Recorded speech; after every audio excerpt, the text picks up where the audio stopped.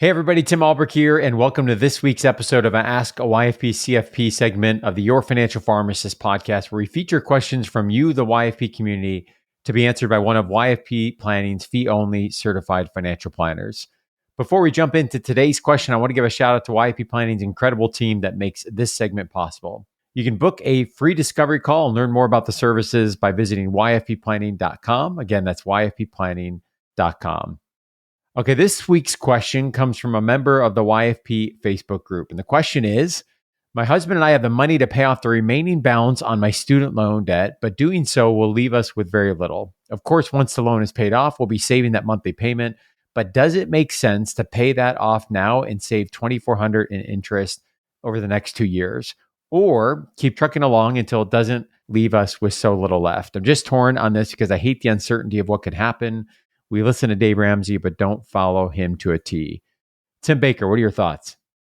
Yeah, so I think without kind of seeing the balance sheet or other potential sources of income or liquidity, I probably would be cautious about cutting it too close to the bone.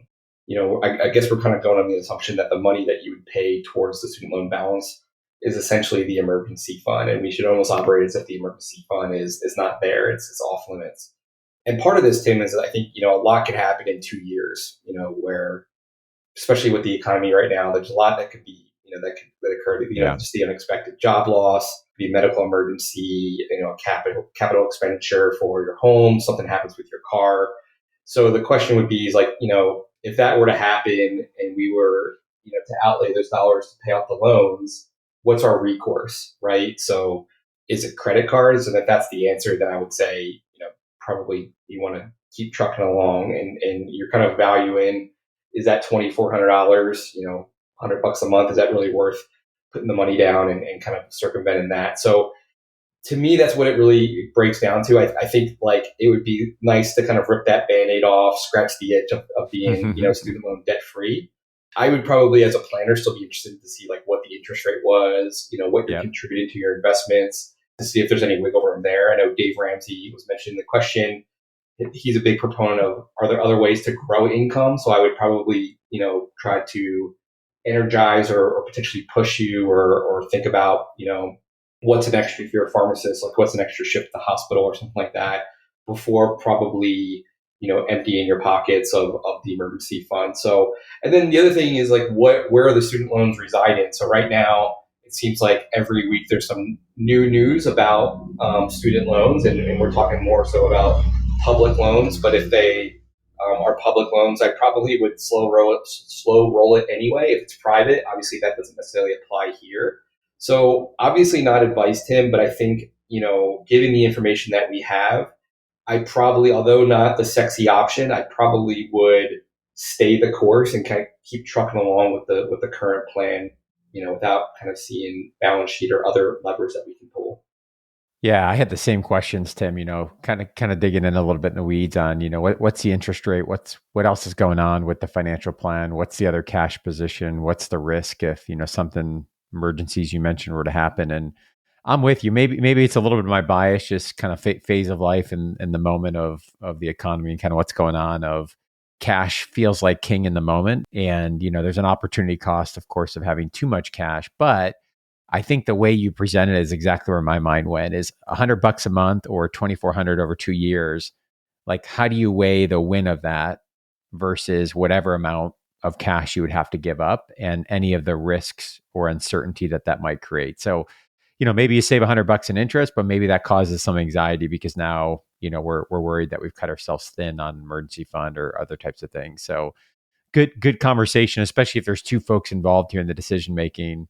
Are we on the same page? Do we feel the same way? And then if we really try to objectively evaluate that way, is how much is the win of the 2,400 and saying the debt is gone versus what stress, if any, is created by not having the cash on hand? Yeah, I think with one, exactly. You're trading one anxiety for another. The anxiety one being just having the student loans and being, billed that interest every month, versus the other anxiety is that the student loans are gone, but now it's replaced with this uncertainty that if something were to happen, we might not necessarily be able to keep the lights on without, kind of going into some more predatory, debt. So, it's really about weighing those two. I think most professionals would say, student loans by and large are not necessarily predatory in terms of their interest rates. So, paying them off stinks, but it's not like you're paying 18, 19, 20% or something like that. Yeah. So it's probably the best move is to, kind of keep on the path that you're on. And, if there's other levers that you can pull, whether it's increasing income or maybe, shifting some contributions from retirement over to this to kind of accelerate that, that could be something that you look at. Hmm. But even that, I would probably want to look at a broader look at the balance sheet and what's going on, and obviously, checking in with the goals to make sure that we're, on the right track. Yeah, to your point, Tim, too, we don't know if these are federal in the forbearance period. There's rumblings of new news. It feels like a lot of conjecture in the moment, but we've got to be hearing soon. We've only got so many days left before that extension's over. Yep. But are these private loans that somebody refinanced pre-pandemic? 3 or lower, that could have an impact on the decision. So, Yep. a lot of different ways I think you could cut this. And one of the reasons why we have a specific offering dedicated to helping people answer the question, do I have the best student loan repayment strategy in place? We know how important this decision is. We've talked about it on the show over and over again, whether that's forgiveness or non-forgiveness, federal or private. So many different options, lots of complexities. This really is a personal decision, and we want to make sure we optimize that. And so we have that student loan analysis where folks can work one-on-one with one of our fee-only CFPs to specifically tackle that question around student loans and having the right repayment strategy. And folks can learn more about that service and sign up by going to yourfinancialpharmacist.com/SLA. Again, this question came from the YFP Facebook group. So if you're not yet a part of that community, I hope you will join it. We've got over 8,000 members of that group all across the country, helping one another, encouraging one another, challenging one another as it relates to financial questions and goals that they're working on.